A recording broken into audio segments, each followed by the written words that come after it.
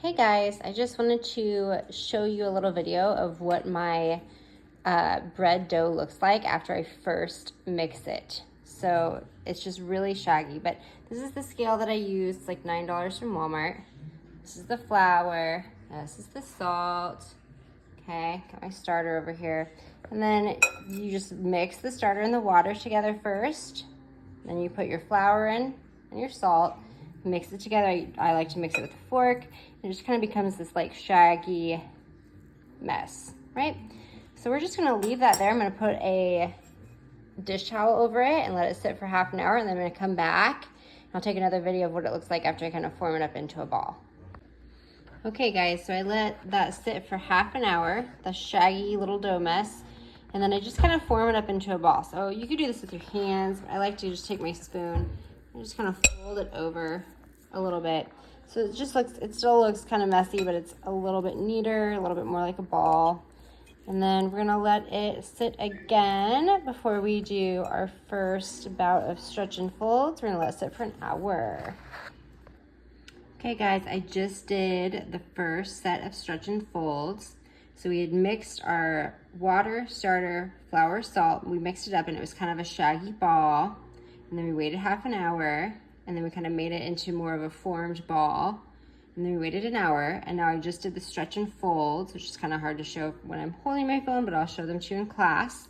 And you can see it kind of is starting to take a little bit more shape. The stretch and folds are necessary so that the fermentation can happen and you get that nice like fluffy loaf and it's not like super, super dense. So I will come back in another hour and do another set of stretch and folds, and then we'll let it sit overnight. All right guys, I just did my last set of stretch and folds before I let the dough bulk rise overnight.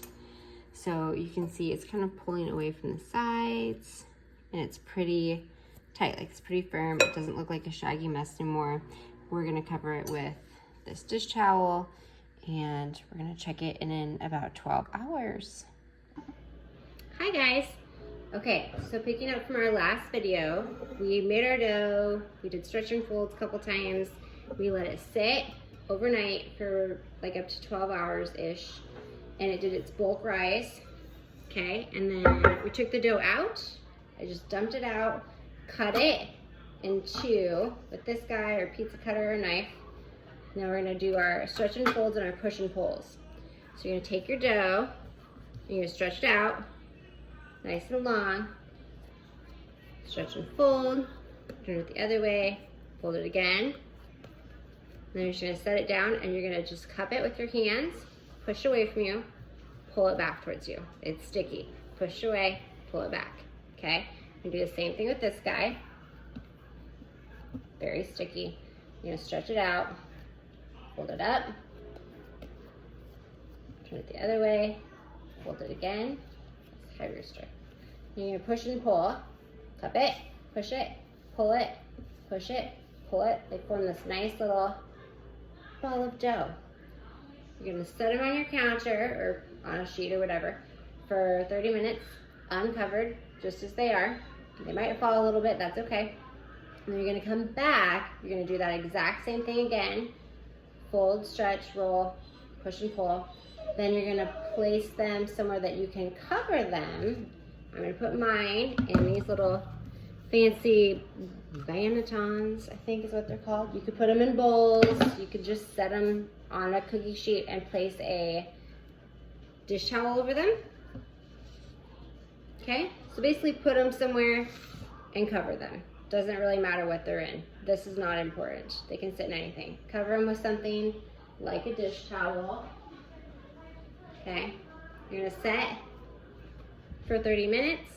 You're gonna preheat your oven. Some people like to put their Dutch oven or their cookie sheet or their stone in the oven while it's preheating, so you can put your dough on something that's already warm. You can do that or not, it's okay. If you're not ready to bake them, so you've made your dough, it's all prepped and ready to go, but you're like, I actually don't have time to bake it, you can put it in the fridge.